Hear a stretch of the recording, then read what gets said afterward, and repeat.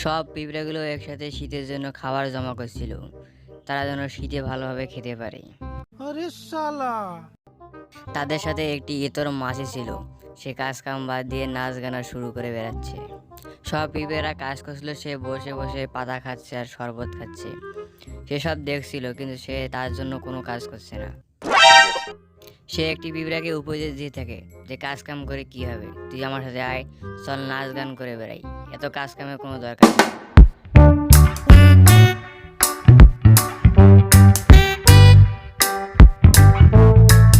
সেখানে কিছুক্ষণ পর পিঁপড়াতে রানী আসে। রানী এসে বলে, কি তুমি তামাশা শুরু করছো, কাজ কাম শুরু করে দাও, নাহলে তোমাকে শীতে কোনো খাবার দেওয়া হবে না। এই কথা শুনে পিঁপড়া তরণ কাজ কাম শুরু করে দেয় এবং মাসিকে উপদেশ দেয়, কিন্তু সে উপদেশ মানে না। ये बड़ी अच्छी बात कही आप। দেখতে দেখতে শীতকাল চলে আসে, চারিদিকে তুষার পড়তেছে, গাছপালায় কোনো ফলমূল নেই, কোনো কিছু নেই। মাসি খাবার না পেয়ে একা একা ঘুরে বেড়াচ্ছে।